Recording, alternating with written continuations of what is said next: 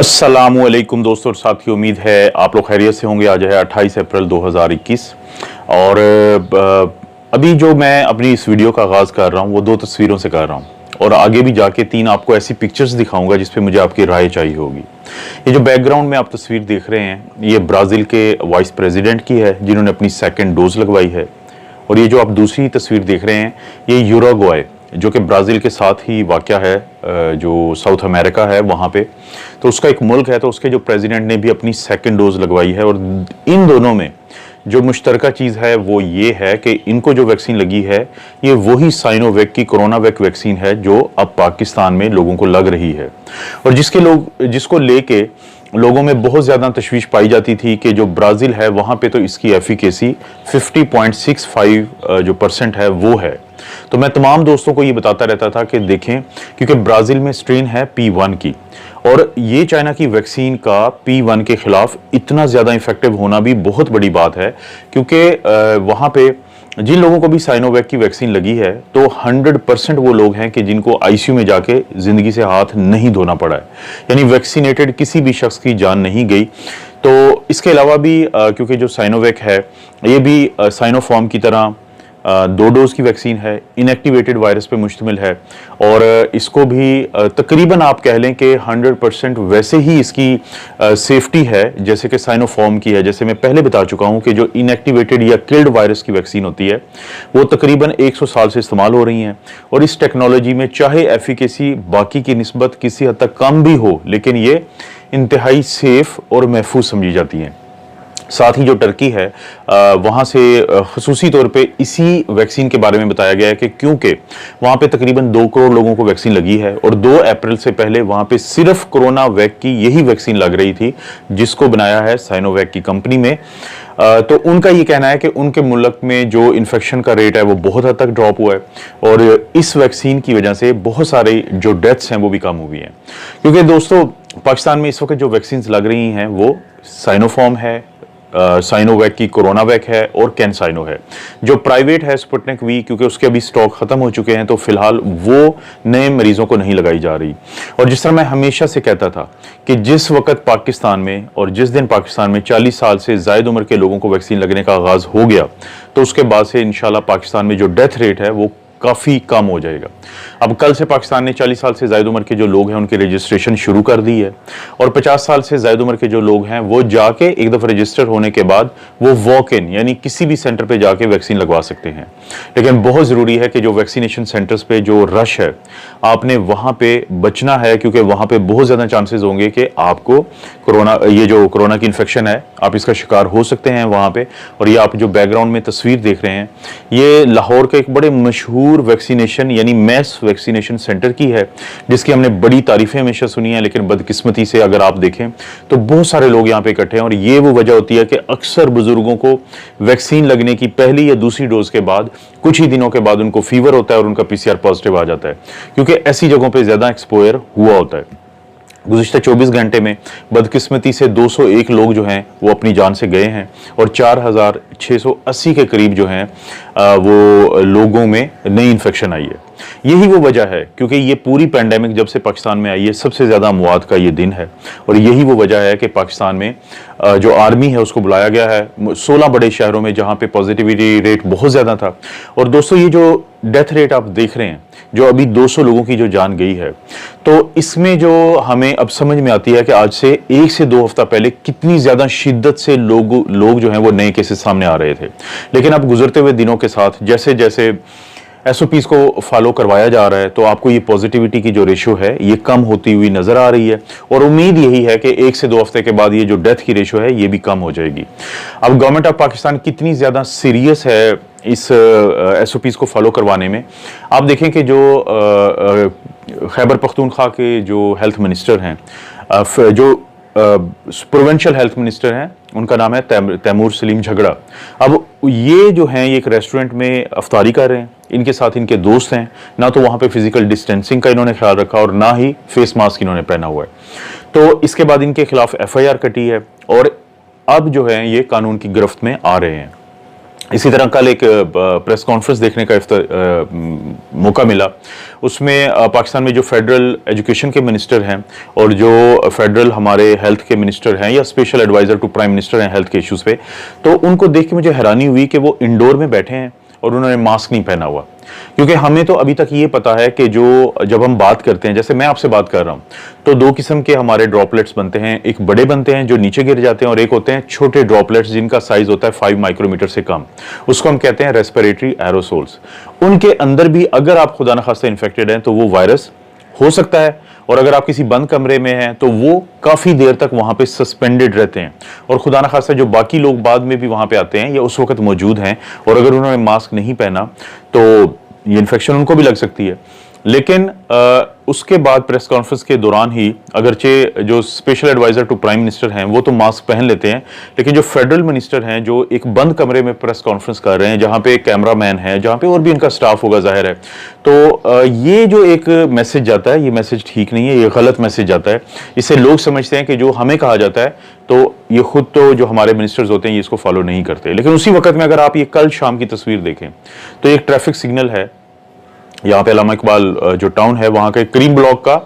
एक मार्केट का एक सिग्नल है, वहां पे दो जो हैं वो मांगने वाले बैठे हैं। ये अगरचे जिस्मानी तौर पे इनका मसला है लेकिन जहनी तौर पे ये इतने मजबूत हैं कि अगरचे कोई पुलिस वाला इनको उस वक्त नहीं, इनको किसी किस्म का डर है, लेकिन दोनों ने मास्क पहना हुआ है और दोनों ने प्रॉपर मास्क पहना हुआ है। इनको पता है, शायद हम सबसे ज्यादा पता है इन लोगों को कि मास्क पहनना किस लिए जरूरी है ताकि ये इन्फेक्शन आप ना फैला सके। बहुत सारे दोस्त मेरे साथ जब शेयर करते हैं तो मैं एक चीज आपको बता देता हूँ कि जब किसी भी फैमिली में अगर वैक्सीन लगी हुई है जिन लोगों को, और अगर उनको कोविड फर्ज करें हो भी जाता है, तो वो एक तो शिद्दत उसकी बहुत कम होती है और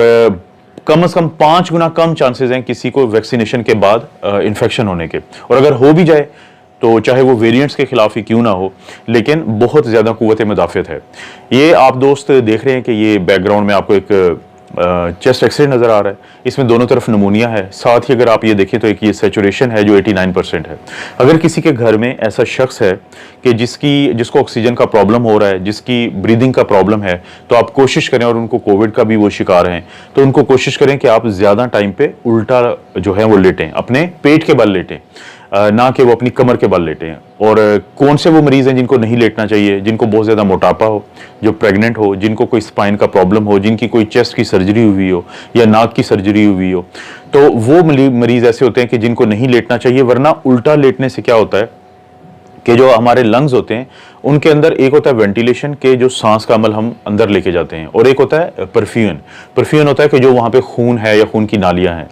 क्योंकि हमारे जो फेफड़े होते हैं वो हमारी बैक साइड पे मौजूद होते हैं, तो ये जो बैक साइड पे मौजूद होने की वजह से जब हम लेटते हैं सीधा, तो जहां पे हवा ने जाना होता है वहां पे ब्लड की सर्कुलेशन ज्यादा होती है। तो जब हम उल्टा लेटते हैं तो हमारे जो लंग्स हैं वो ऊपर रह जाते हैं, खासतौर पे जिसमें हवा ने जाना होता है, और जो ब्लड की सर्कुलेशन है वो ग्रेविटी की वजह से नीचे आ जाती है। तो हम रिवर्स कर देते हैं वेंटिलेशन और परफ्यूजन की रेशो को, जिसकी वजह से वो फेफड़े के हिस्से खास तौर पे जिनका डर होता है कि ये कहीं उस खून या पानी के दबाव से जो ARDS या डबल नमूनिया के मरीजों को होता है कि वो कोलैप्स ना हो जाए, और उनको हम कहते हैं एल्वियोलाई। ये अंगूर की वो थैलियां होती हैं जो हमारे फेफड़ों के बिल्कुल एंड पे मौजूद होती हैं। तो जब इनको ये खतरा नहीं होता तो इनके अंदर हवा ज्यादा जाती है और जाहिर है उस हवा के अंदर ऑक्सीजन होती है। तो वो लोग जो घरों में मौजूद हैं उनको कोरोना है, उनको नमूनिया है और उनको सैचुरेशन का या ऑक्सीजन का प्रॉब्लम बनता है, तो वो कोशिश करें कि दिन में काफ़ी देर जो है वो उल्टा लेटें और या साइड पे लेटें, तो उनसे उनके फेफड़ों में जो है ऑक्सीजन या हवा ज़्यादा जाएगी। ये एक घर की टिप है जो आपके काम आ सकती है। बहुत सारे लोगों को एक अहम सवाल मुझसे पूछते हैं और वो बहुत अहम है आपके लिए जानना, कि लोग कहते हैं कि हमें पहली डोज लगी या दूसरी डोज लगी, और उन डोजेज लगने के बाद हमें तो कोई अलामात नहीं आई, तो ये तो नहीं है कि हमें वैक्सीन जो है वो जाली वैक्सीन लगाई गई है या पानी लगाया गया है। तो ये आप बात जहन में खुद भी अपने बिठा लें और अपने दोस्तों को भी बता दें कि जब भी आपको वैक्सीन लगेगी तो बिल्कुल ज़रूरी नहीं है, कुछ लोगों को ज़रूर हो सकता है कि बुखार हो, जिस्म में दर्द हो, या इंजेक्शन वाली जगह पे उनको थोड़ा प्रॉब्लम रहे, लेकिन हर एक को ऐसा नहीं होगा। लेकिन अगर आपको वैक्सीन लगवाने के बाद भी कोई अलामात नहीं आती हैं, तो इसका मतलब हरगिज़ ये नहीं है कि आपका जो इम्यून सिस्टम है वो काम नहीं कर रहा है। बहुत सारे लोग हैं जिनमें ये होता है कि वो वैक्सीन लगवाने के बावजूद उनमें कोई अलामात नहीं आती, लेकिन उनका इम्यून सिस्टम काम करता है। ये हर शख्स का इम्यून सिस्टम की मुख्तलिफ होता है। मैं आपको एक मिसाल दे देता हूँ। कभी आपने सोचा है कि आप खाना जितना भी खा लें लेकिन उसके बाद अपने काम में मसरूफ हो जाते हैं, हालांकि आपके जिस्म का एक हिस्सा उस खाने को तोड़ता है, उसको छोटे छोटे टुकड़ों में तकसीम करता है, फिर उसको एब्जॉर्ब करता है, लेकिन ये पूरा अमल आपके जाने बगैर होता है। इसी तरह आपका जब दिल धड़क रहा होता है रूटीन में, आपको पता भी नहीं होता और आपके जिस्म का एक इंतहाई अहम जो ऑर्गन है वो काम कर रहा होता है आपके लिए। इसी तरह हमारे जिस्म के मुख्तलिफ जो सिस्टम है वो काम करते हैं और ज़रूरी नहीं है कि आपको पता चले। तो इसी तरह जो इम्यून सिस्टम है, जब वैक्सीन लगती है तो कुछ लोगों में ये अलामात आ जाती हैं, लेकिन कुछ लोगों में हरगिज़ ये अलामात नहीं आती। लेकिन इसका ये मतलब बिल्कुल भी नहीं है कि आपकी एंटीबॉडीज़ नहीं बनेगी या आपका इम्यून सिस्टम काम नहीं करेगा। और जब किसी इंसान में एंटीबॉडीज़ बनी हो तो बहुत ज़्यादा चांसेस हैं कि री इन्फेक्शन से वो बचा रहेगा। लेकिन अगर चांसेस हैं भी कम लोगों में, तो उनको अगर होगी भी तो वायरस का लोड इंतहाई कम होगा उनमें, और उनमें अलामात भी कम आएंगी और वो जल्द ठीक हो जाएंगे अगर वो फुली वैक्सीनेटेड हैं। वैक्सीन लगने के बाद देखें, पूरी जो साइनोफार्म और साइनोवैक की वैक्सीन है ये इनएक्टिवेटेड वैक्सीन है। जो कैनसाइनो है उसके अंदर जो स्पाइक प्रोटीन का जेनेटिक मटेरियल है, ये मुमकिन नहीं है कि ये आपको इन्फेक्शन दे। कभी ट्रायल में हमने नहीं सुना यूएई में 30,000 से ज्यादा लोगों में, जो 125 से ज्यादा नेशनैलिटीज के लोग थे, उनके अंदर ये ट्रायल्स हुए हैं। पाकिस्तान में कैंसाइनो के ट्रायल्स हुए हैं, लेकिन वैक्सीन लगने की वजह से इन्फेक्शन नहीं होती।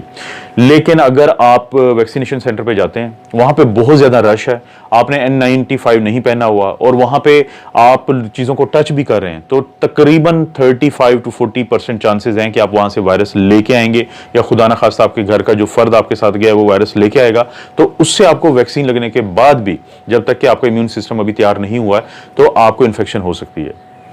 तो इसलिए दोस्तों पॉजिटिव रहें। और जो ये मैं बार बार बात करता हूं कि हमारे जो सियासी और मजहबी लोग हैं उनके ऊपर बहुत ज़्यादा जिम्मेदारी है कि वो इस इन्फेक्शन के फैलाव को रोकें। अब गुज़िश्ता दिनों हमारे एक बड़े मजहबी रहनुमा हैं, हम सब लोग उनकी दिल से बड़ी इज्जत करते हैं, तो उन्होंने पिछले दिनों अपना एक ब्रांड शुरू किया है कपड़ों का। तो ये फैसलाबाद का शहर है, वहां पे वो इसको इफ्तिताह करने गए हैं, अभी दो दिन पहले की बात है। तो जब वो वहां से निकल रहे हैं तो आप अंदाजा करें कि वहां पे कितने ज्यादा लोग इकट्ठे हैं। हालांकि इनको खुद को कोविड हुआ है, इन्होंने लोगों को बड़ा अच्छा मैसेज दिया था कि आप बचें इस चीज से, लेकिन ये इनकी जिम्मेदारी है कि वो इन चीजों पर ख्याल रखें कि अगर उनकी वजह से कुछ लोग इकट्ठे होते हैं और वहां पर कोविड फैलता है तो ये चीज भी गलत है। तो इसलिए दोस्तों इन तमाम चीजों को पॉजिटिव लें। पाकिस्तान में इंशाल्लाह बहुत जल्द जो है इन्फेक्शन का रेट भी ड्रॉप होगा और डेथ रेट भी ड्रॉप होगा, क्योंकि हम में से हर शख्स ने कंट्रीब्यूट करना है, अपना हिस्सा डालना है इन चीज़ों में। दोस्तों आप अपना और अपनी फैमिली का ख्याल रखें। अल्लाह ताला आपको और आपकी फैमिली को हर किस्म की बुराई, बीमारी और आजमाइश से महफूज रखे।